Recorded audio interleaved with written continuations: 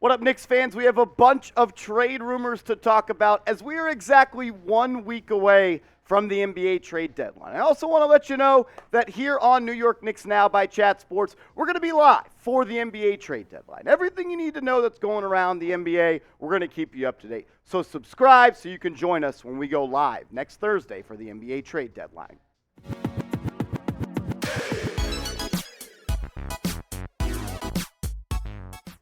Welcome into New York Knicks Now by Chat Sports. I'm your host, Marshall Green. Give me a follow over on Twitter. That's another way you can stay up to date on the latest Knicks news and rumors. Give me a follow, and I'll give you a follow back. If you DM me, I got that dog in me, so I know you got that dog in you. We got a bunch to talk about in today's show. Saddiq Bey, the trade rumors surrounding him to the New York Knicks are heating up. We also have some new information on Cam Reddish as to why he has collected, I think, 30 straight DNPs because of Tom Thibodeau. But first, let's start with Zach LaVine. That's the biggest story of the day surrounding the Knicks. Jake Fischer reported the Knicks have consistently been mentioned in trade talks when talking about Zach LaVine being traded out of the Windy City. They weren't the only team that was heavily linked, according to Jake Fischer, to Zach LaVine. That also includes the Los Angeles Lakers, the Miami Heat, and the Dallas Mavericks. I think all of these teams kind of have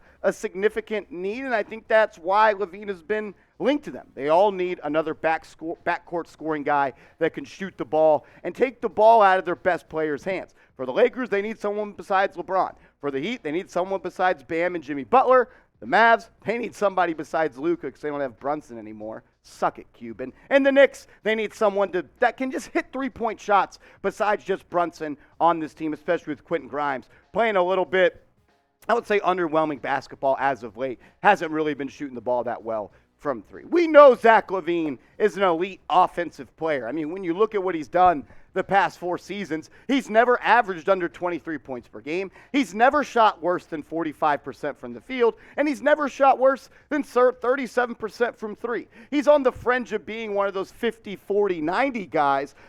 I have some concerns about LaVine. The knee injuries, those continue to stack up, and when you're an athletic player like LaVine and you take a couple knee injuries and surgeries, that definitely is going to slow down your explosiveness. And that 5-year mega contract he signed, almost of $250 million, you're not only going to have to give up a lot for LaVine, you're also going to have to pay him a lot of money. But look, those numbers, that seems like it could be worth a lot of money. We know he is a great scorer, one of the best off the bounce, can get to the rim when he decides to, but he can get really hot. I just don't know exactly if it's the right fit for the Knicks at this point in the season and in the rebuild, because this is still somewhat of a rebuild and a retooling for the New York Knicks. Do you want to go all in on a guy like Zach LaVine? Because that's pretty much what you're going to have to do. You're going to have to give up a lot of players, young players, promising players that we know that we don't want to trade. You're also going to have to give up some picks, and he's going to eat up about a lot of that salary cap. So that's going to restrict you from making moves down the line. If you trade for Zach LaVine, you are betting on Jalen Brunson, Zach LaVine, Julius Randle, and if you're able to keep RJ Barrett, that foursome of players, that can carry you throughout the Eastern Conference. Can they? I don't know how much Zach LaVine moves the needle. I don't think it makes you a contender in the Eastern Conference, and for that reason, I'm not all that intrigued of a trade for Zach LaVine. Coming up, I'll show you a trade idea I found on the internet that I thought was interesting, and I want to get you guys to sound off on it. We'll show you that trade idea coming up here in a quick second. But first, I want to ask you guys this question. Should the Knicks trade for Zach LaVine? Some people will say yes. Some people will say no. I'm not saying you're wrong. I'm not saying you're right. I just want to gauge the audience right now. Type Y for yes. Type N for no. Should the Knicks trade for Zach LaVine? On my way into work this morning, I was looking up some trade ideas on the internet that I saw a lot of publications talking about LaVine going to the Knicks and the Knicks being a trade partner for the Bulls. And this was one that I found on the internet from ClutchPoints. The Knicks, they'd get LaVine. They'd have to give up a lot, though. And Immanuel Quickley, Obi Toppin, Evan Fournier, your 2023 first-round pick, and the first-round pick that you own via the Dallas Mavericks, which is top 10 protected. If this is an unprotected pick for Zach LaVine, I have a problem. I'd like for that to be top 5 protected. I mean, hopefully the Knicks make the playoffs and you don't have to worry about that. Then you can add the unprotection there, and it won't be ever something you have to think about. But you're giving up your backup point guard. You're giving up 2 first-round picks that are going to convey this season, and you're committing almost $50 million per year for a guy like Zach LaVine. You like this trade, type A, you would accept it. If you don't, you can go down and type D for decline it. This is what that potential starting 5 would look like, and on paper, it's one of the most talented starting 5s, no doubt about it, but I just worry about the fit, and especially on the defensive side of the ball. Jalen Brunson is not a great defender. He's a smart defender, and he's willing to put his body on the line, and he plays the passing lanes pretty well for his size. Zach LaVine, I don't think anyone's going to say he's a good defender. RJ Barrett used to be a solid defender, but this year he just said, F it, I'm only going to miss layups. Mitchell Robinson's a great defender. He could box out, but he's hurt. And Julius Randle, I think we know that Julius Randle is not a solid defender. You also wouldn't have Immanuel Quickley. You also wouldn't have Obi Toppin. And you wouldn't really have cap space in the offseason to add to this roster. And you're losing your 2 first-round picks coming up this year. I'm going to be honest. I don't want to trade for Zach LaVine. I don't. If you do and you think you should yell at me in the comments, let me know. Let me know why I'm wrong when it comes to trading for Zach LaVine. We got big reports coming up from Ian Begley surrounding Saddiq Bey. Also, we know why now Cam Reddish has been taken out of the rotation. We'll tell you that just in a little bit. But first, I want to give a huge shout out to today's sponsor, Rocket Money. Go to rocketmoney.com/NBA now if you want to save some money. Don't waste money. Use Rocket Money. That link is in the comments and description of today's show. I love Rocket Money because they organize and optimize all of your finances. They cancel your unused subscriptions with just a tap. And I love that they keep track of your monthly expenses so you can see how much you're spending and where you're spending and budget in a better way. I also love that they negotiate to help you lower your existing bills. And my favorite part is they monitor events that affect your credit score. Trying to get my credit score up, Rocket Money is helping you do that. They also help you stay on top of upcoming bills. They view all your subscriptions on one screen, and they'll cancel those subscriptions that 1, you didn't know you had, 2, you forgot you had, or 3, maybe even ones that you have been double charged for. Use Rocket Money in 2023. You'll thank me later. Go to rocketmoney.com/NBA now.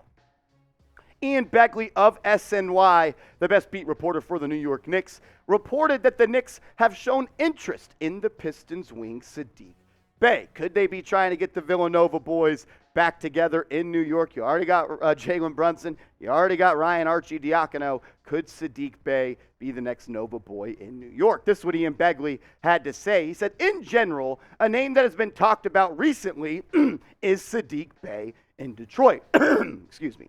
The Knicks are among the teams that have registered some interest in Saddiq. I don't know how discussions have gotten, the discussions have gotten, but Bey, obviously a Villanova guy, wing, could help the Knicks from a depth perspective. For me, I think trading for Saddiq Bey is a perfect type of trade target for the New York Knicks. You can buy him low. You don't have to sell the farm for a guy like Saddiq Bey. I think he plays winning basketball, and he's a guy that still has a bunch of upside to his game. And I think a change of scenery for him could benefit him. Also, he's a much cheaper option than a guy like OG Anunoby. And don't get it wrong, OG's a better player. He's a better defender, but Saddiq Bey is still that same type of player. Can play the 3, a little bit of small ball 4, can shoot the pill, and he can play defense at an above average clip. If you're looking for a wing that you can buy on the cheap and has some high upside, Saddiq Bey, I truly believe, falls into that category. I do have some concerns about Saddiq Bey and his field goal percentage, kind of low, hovers around 40%, but we'll talk about what he's been doing recently in like the past 20 or 30 games that I think make him much better. But when you look at his stats this year, he's averaging 14.5 points per game. He's shooting 40% from the field. He's getting up 5.5 3-pointers per game on 34%. He gets up threes, and he gets up a lot of them. His rookie year, he got 6.6 up, 7.4 in his sophomore season. And you kind of see the progression of his game. He can score, no doubt about it. It's just the efficiency that sometimes worries me.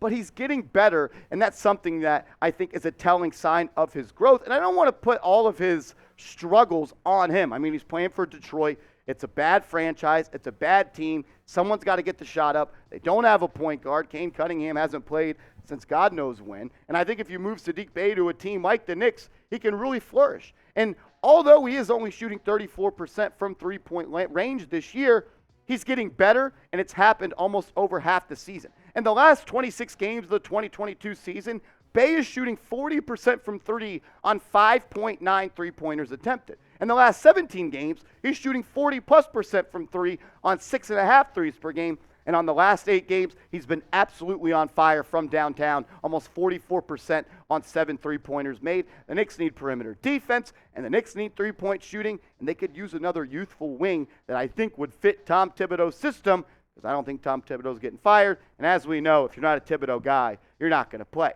I think it's three-point shooting. I think it's defense, but I want to ask you, what's the Knicks' biggest need right now? Perimeter defense, three-point shooting, and I think they could use another guard to come off the bench so we don't have to see Miles McBride continue to build a house of bricks in Madison Square Garden. Let me know what you think, though. What's the Knicks' biggest need right now? The latest on Cam Reddish. The Knicks are starting to run out of time to find a trade partner as we're about a week away. But we also have some news. The latest reports are that the reason that Cam Reddish is out of the rotation for the past 30 games is because Tom Thibodeau overheard Cam Reddish talking to an assistant coach and saying, I don't like my role on this team. I don't like the way I'm being used. I don't like the way I'm being asked to play. Tom Thibodeau overheard it, and he said, Cam, you sit on that bench for the next 30 games. Absolutely brutal. There's no reason that Cam Reddish can't be playing on a team like the New York Knicks. Tell me Miles McBride can play. There's no reason Cam Reddish can't play. This is what Ian Begley had to say. He said the Knicks are widely expected to trade Reddish prior to the February 9th deadline. Reddish's side expects him to be traded by the deadline and has no interest in the Duke product continuing to collect DNPs after the deadline if he is not traded. Of course he doesn't want to collect DNPs, but he's playing for Tom Thibodeau, the most stubborn coach in the NBA. This is what Chris Haynes on This League Uncut podcast said. He said, the Cavs and Mavs are interested in Reddish. We've talked about the Dallas Mavericks. We haven't talked about the Cavs. That's a new team that has been linked to Reddish. That's what Mark Stein had to say on that same podcast. He said the Mavs have tried because, again, the price is only a second rounder. The problem the Mavs have is they don't have that $5 to $6 million expiring contract. Initially, I heard that the Knicks wanted Reggie Bullock, who's a Tom Thibodeau favorite, but I've since heard that the Reggie Bullock fandom in the Knicks organization is not exactly unanimous, and it might be more the coach that wants him than the front office that wants him. Of course Tom Thibodeau wants Reggie Bullock back on this team. Nothing excites Tom Thibodeau more than an old 3-and-D player that has passed their prime, that has once succeeded in his system. I mean, come on. Reggie Bullock, are you kidding me? If Tibbs is going to be the coach, though, and you're not going to fire him, you got to get players that he's going to play. Because he didn't play Cam Reddish, and he gave up a first-round pick, and he gave up Kevin Knox, which is essentially nothing, but at least he's playing a little bit in Detroit. There's no point to trade for players if Tom Thibodeau is going to be your coach, and he's not going to play. The Cam Reddish experiment has been an absolute disaster for New York.